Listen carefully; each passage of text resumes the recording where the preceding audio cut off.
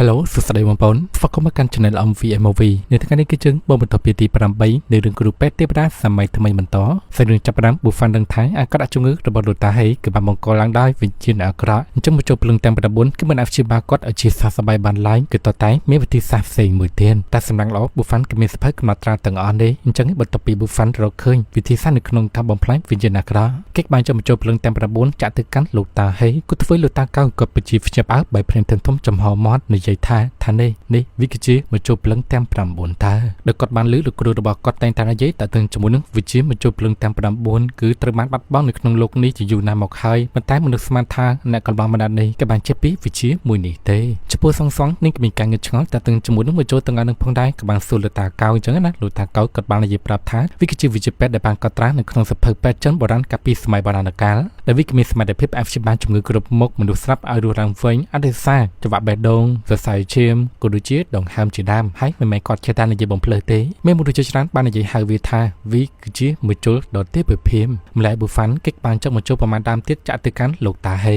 នឹងបានលេចចេញឡើងនៅផ្សែងសមោអាប់ខ្មៅដែលវាគឺជាវិញ្ញាណអាក្រក់ដែលក៏បានធ្វើពោវិញ្ញាណជាច្រើនក៏បានហូរចូលនៅក្នុងខ្លួនលោកតាហេប៉ុន្តែអ្នកទាំងអស់គ្នាគឺមើលមិនឃើញឡើយឃើញតែប៊ូហ្វាន់តែប៉ុណ្ណោះប៊ូហ្វាន់បានឃើញចឹងគិតក្នុងចិត្តថាផ្លូវលោកនេះពិតជាចង្អៀតពិតមែនទាំងអស់នេះវាក៏បានបង្កឡើងដោយចំហាយវិញ្ញាណអាក្រក់ទៀតហើយមិនចាំទៀតចង្វាក់បេះដូងរបស់លោកតាហេនៅពេលនេះគឺលែងលោតក៏ធ្វើឲ្យសងនឹងប្រជាភ្ជាប់អើយសួរទៅកាន់ប៊ូហ្វាន់យេប៊ូហ្វាន់ណាតើលោកគឺកំពុងតែធ្វើអ្វីហើយមានរឿងអ្វីកើតឡើងទៅកាន់លោកតារបស់ខ្ញុំប៊ូហ្វាន់បាននិយាយប្រាប់ទៅវិញថាស្ងាត់មកទៅនឹងបានចុះមកចូលព្រលឹងប្រមាណដើមទៀតចាក់ទៅកាន់លោកតាហេមិនដេញចំហាយវិញ្ញាណអាក្រក់ហត់ឡើងមកខាងលើប៊ូហ្វាន់បាននិយាយថាគួរឲ្យស្ដាយតែអ្នកទាំងអស់គ្នាគឺមើលមិនឃើញតែទាំងជាមួយនឹងព្រលឹងវិញ្ញាណខ្មាំងអាក្រក់ទាំងអស់នេះហើយចឹងឯប៊ូហ្វាន់គេបានចុះមកចូលបដាមទៅបំផ្លាញសមវិញ្ញាណខ្មាំងអាក្រក់ទាំងអស់ហ្នឹងទៅលោកគ្រូពេទ្យចៅដែលបានឃើញថាច្បាប់បេះដូងរបស់លោកតាហេនៅពេលនេះគឺលែងលោតហើយនិយាយខ្លាំងៗទៅកាន់ប៊ូហ្វាន់លោកគ្រូពេទ្យប៊ូហ្វាន់ណានៅពេលនេះអ្នកជំងឺគឺត្រូវបានដាច់ខ្យល់ស្លាប់ហើយខ្ញុំមិននឹកស្មានថាលោកយកអ្នកជំងឺធ្វើជាលបាញ់លេងសើចឡើយអញ្ចឹងលោកគូណាតែឆាប់ចាក់ចេញពីទីកន្លែងនេះជាបន្តទៅចំណែកឯសងដែលបានយំពិបាកចិត្តដោយបានដឹងថាលោកតារបស់នាងគឺបានលៀសចានលោកបាត់ហើយតែចំណាក់ក្តីពូហ្វាន់និយាយប្រាប់ថាជំងឺរបស់លោកតាហេនៅពេលនេះក៏ត្រូវបានជិះសះស្បើយហើយលោកគ្រូពេទ្យចៅនៅវិញគាត់គឺមិនបានជឿទេនិយាយខ្លាំងៗទៅកាន់ពូហ្វាន់បន្ថែមទៀតថាហេតុអ្វីបានជាលោកនៅតែនិយាយពីសម្ដីរឿងរស់បែបនេះពូហ្វាន់បាននិយាយតបទៅវិញថាភ្នែករបស់លោកគ្រូពេទ្យចៅពិតជាស្អុយពិតមែនអញ្ចឹងគេបានផ្ទាត់ដាច់ផាច់ក៏ធ្វើឲ្យលោកតាហេគាត់បានភ្ញាក់ដឹងខ្លួនវិញហើយពូហ្វាន់នៅវិញគេបានគិតរឿងដែលបានកើតឡើងតែទាំងជាមួយនឹងចំហាយព្រលឹងវិញ្ញាណអាក្រក់ក៏បានកើតឡើងជាបន្តបន្ទាប់នឹងគិតថាប្រកាសជាមានអាណាគេម្នាក់ដែលស្ថិតនៅពីក្រោយខ្នងចែកជាមិនកាន់ហើយដែលបានធ្វើឲ្យមនុស្សជាច្រើនរងទុក្ខហើយរួមជាមួយនឹងបដិរបស់គេផងដែរអញ្ចឹងពូហ្វាន់គេនឹងពិនិត្យមើលរឿងរ៉ាវទាំងអស់នេះឲ្យបានឃើញដូច្នេះលោកតាហេគាត់ក៏បានជាទៅការសងហេតុអ្វីបានជាចៅស្រីយំដូច្នោះសងទៅបានឃើញថាជីតារបស់នាងគឺមិនតាន់បាត់បង់ជីវិតដូច្នេះនាងពិតជាសប្បាយចិត្តមែនទែនហើយមិនត្រឹមតែឃើញលោកតារបស់នាងផ្សាយដល់ខ្លួនទេហើយលោកតាហេគាត់ក៏បានងើបអង្គុយឡើងជាធម្មតាទៀតចំណែកឯថេនស៊ីនៅវិញក៏ពិតជាសប្បាយចិត្តនិយាយថានៅពេលនេះលោកប៉ាភ្ញាក់ដឹងខ្លួនហើយម្ល៉េះលោកតាហេគាត់ក៏ចង់សម្រួលសរសៃរបស់គាត់ងើបឈរឡើងពត់ដៃពត់ជើងគឺដោយសារតែគាត់គឺខានធ្វើចរណានិងហាត់ប្រាណជាយូរណាស់មកហើយលោកគ្រូពេទ្យចៅដែលបានឃើញចឹងគាត់គឺមិនបាននិយាយអ្វីទេបានត្រឹមតែភ្ជាប់អើបើភ្នែកទាំងធំចំហមកឈើមើលអញ្ចឹងគាត់បាននិយាយទៅកាន់លោកតាហេពិតជាអស្ចារ្យពិតមែនលោកតាហេនៅពេលនេះក៏បានភ្ជាប់ដឹងខ្លួនហើយអញ្ចឹងគូណានតែពិនិត្យមើលសុខភាពម្ដងទៀតទៅលោកតាហេដែលបានលើចឹងមែនណាក៏បានដើរទៅចិត្តនិយាយជាមួយនឹងលោកគ្រូពេទ្យចៅយល់ទៅគាត់បានស្ដាប់ឮអ្វីគ្រប់ចានទាំងអស់នៅពេលដែលគាត់កំពុងតែដេកហ្នឹងឮថាលោកគ្រូពេទ្យចៅឲ្យក្រុមគ្រួសាររបស់គាត់រៀបបន្សពទៅគាត់ឮចឹងហើយគាត់ចង់តែងើបមកវាយលោកគ្រូពេទ្យចៅទេដែលបាននិយាយពីសម្ដីតាំងអស់សង្ឃឹមមកឲ្យក្រុមគ្រួសាររបស់គាត់ក៏ដូចជាខ្លួនគាត់បានលើតែសងនេះក៏បានមកអប់លោកតាហេនិយាយថាលោកត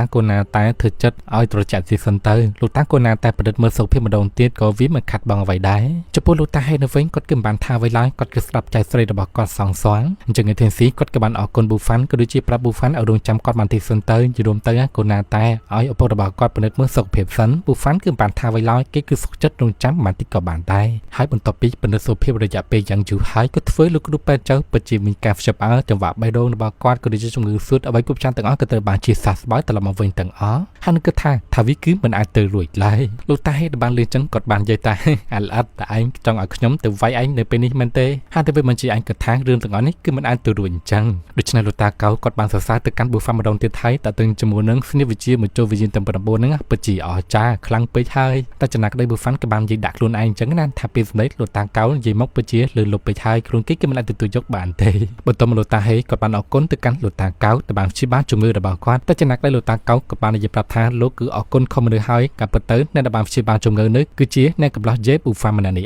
ឯងលោកតាហេដបានលីចឹងពិតជាវិជាបាគិតថាសំបីតែលោកតាកៅគេមិនអព្យាបាលជំងឺរបស់ខ្ញុំបានផងហើយឯនេះវិញគឺអព្យាបាលបានអញ្ចឹងគឺចាត់ទុកថាឯងពិតជាល្អមានសមត្ថភាពពិតប្រាកដមែនអញ្ចឹងគាត់បានអរគុណប៊ូហ្វានជាពិសេសដែលបានព្យាបាលជំងឺរបស់គាត់ហើយម្ចាស់ទៀតចាប់តាំងពីពេលនេះទៅរឿងរ៉ាវដែលបានកាត់ឡើងទៅកាន់អ្នកកំឡោះរឿងទាំងអស់នោះក៏ដូចជារឿងរ៉ាវរបស់ខ្ញុំផងដែរហើយខ្លួនគាត់នឹងព្យាយាមជួយដល់ស្រ័យជូនតែចំណាក់ដូចជាពលលោកតាកៅនៅវិញគាត់ពិតជាមានអារម្មណ៍ថាសោកស្ដាយដែលមុនហ្នឹងគាត់គឺមិនបានពិនិត្យមើលវិធីសាស្ត្រនៅក្នុងការប្រើប្រាស់បញ្ចូលព្រលឹងទាំង9នោះទេលោកតាហេតុបានលឺចឹងថាអ្នកកំឡោះម្នាក់ហ្នឹងក៏បានប្រើប្រាស់បញ្ចូលវិញ្ញាណទាំង9ហ្នឹងក៏ធ្វើគាត់ពិតជាមានការផ្ចាប់ផ្ដើមម្ដងទៀតហើយខ្ញុំបានប្រាប់ប៊ូហ្វាន់អ្នកកំឡោះគូណាតែប្រើប្រាស់បញ្ចូលព្រលឹងទាំង9មកខ្ញុំម្ដងទៀតទៅតែប៊ូហ្វាន់ក៏បានបដិសេធថាបញ្ចូលព្រលឹងវិញ្ញាណទាំង9ណាវាក៏បានត្រឹមតែប្រើប្រាស់នៅក្នុងការព្យាបាលអាការៈជំងឺហើយបើសិនបានប្រើប្រាស់ម្ដងទៀតវាគឺគ្មានផលល្អឡើយចំពោះលោកគ្រូពេទ្យចៅនៅវិញគាត់គឺបានលឹបដល់ចាក់ចិនអញ្ចឹងណាតែក៏ទៅបានប៊ូហ្វាន់និយាយទៅកាន់លោកគ្រូពេទ្យចៅលោកគ្រូពេទ្យចៅគូណាតែចងចាំពាក្យសន្យារបស់ខ្លួនឯងដែលបាននិយាយផងលោកគ្រូពេទ្យចៅគាត់បានជាទាំងឯក្បាលគាត់គឺមិនភ្លេចទេគាត់នឹងហៅសារព័ត៌មានមកជាច្រើនមកធ្វើជាវីដេអូសុំទោសជាសាធារណៈជនអញ្ចឹងហើយគាត់ក៏បានសុំលៀនអ្នកទាំងអស់គ្នាត្រឡប់ទៅវិញទៅលោកតាហេគាត់ក៏បាននិយាយណែនាំទៅកាន់លោកគ្រូពេទ្យចៅថាលោកគ្រូពេទ្យគូណាតែខំប្រឹងព្យាយាមហាត់វិជ្ជាពេទ្យឲ្យបានច្រើនជាងនេះទៀតជុំទៅជាវៀងកុំប្រើប្រាស់ពាក្យសម្ដីប្រែប្រាស់និយាយឲ្យក្រុមគ្រួសារអ្នកជំងឺក៏ដូចជាអ្នកជំងឺខូចចិត្តអីទាំងអស់ហ្នឹងគឺវាមិនល្អទេហើយភ្លាមលោកតាកៅគាត់បានមកជឿជាមួយនឹងប៊ូហ្វាន់អ្នកកំឡោះតើអ្នកកំឡោះអាចយកខ្ញុំធ្វើជាកូនសិស្សម្នាក់ផងបានដែរទេដែលបានលីចឹងក៏ធ្វើសងនាមពិតជាវិជ្ជាផ្អើថាទៅវិញបញ្ជាលោកតាកៅគឺយកអ្នកកំឡោះម្នាក់នេះធ្វើជាលោកគ្រូដូច្នោះអញ្ចឹងលោកតាកៅគាត់គឺមិនបានខ្វល់ទេក៏បានលុតជង្គង់អោនក្របប៊ូហ្វាន់អញ្ចឹងណាតែប៊ូហ្វាន់ក៏បានបញ្ចប់គាត់តាន់ដោយសារតែគិតថាគឺវាមិនស័ក្តិសមហើយម្ចាស់ទៀតណាខ្លួនគេគឺមិនហ៊ានទទួលយកលោកតាកៅធ្វើជាកូនសិស្សរបស់ខ្លួនដែរដែលលោកតាកៅគឺជាបុគ្គលម្នាក់ដែលល្បីល្បាញគឺមានមនុស្សជាច្រើនគឺតែងតែគ្រប់ភាសាស្ងប់ស្ងាយបើសិនបើលោកតាកៅចង់រៀនតាក់ទងជាមួយនឹងវិជ្ជាពេទ្យចំបុរាណជួបទៅខ្លួនគេគឺមិនលាក់បាំងអ្វីឡើយនឹងបរិញ្ញាទាំងអស់លោកតាកៅក៏បានជាតតទៅវិញថាបញ្ចូលព្រលឹងវិញ្ញាណទាំង9វាគឺជាវិជ្ជាពេទ្យចំបុរាណដែលគាត់ហ្នឹងតែងតែប្រាថ្នាចង់ចេះនិងរៀនពេញមួយជីវិតរបស់គាត់មកហើយដល់វិគប់ចានទាំងអស់ហ្នឹងគាត់ក៏បានផ្ដោតតម្លៃតាក់ទងជាមួយនឹងស្នេហ៍វិជ្ជាពេទ្យមួយនឹងយល់ទៅគាត់ក៏មិនប្រកាន់ថាអាយុច្រើនឬមួយក៏អាយុតិចទេដោយសារតែគាត់ក៏ចង់រៀនចេះតាក់ទងជាមួយនឹងវិជ្ជាពេទ្យចិនបុរាណមួយនេះខ្លាំងណាស់អង្គគ្រប់ទៅកាន់ជេប៊ូហ្វាន់អញ្ចឹងសាច់រឿងរបស់ជានិភេទទី8ក៏ត្រូវបានកាត់ស្លេះតែប៉ុណ្្នឹងដែរបងប្អូនអញ្ចឹងគឺយើងនឹងជួបគ្នាជាមួយនឹងភាគថ្មីបន្តទៀតបាយបាយ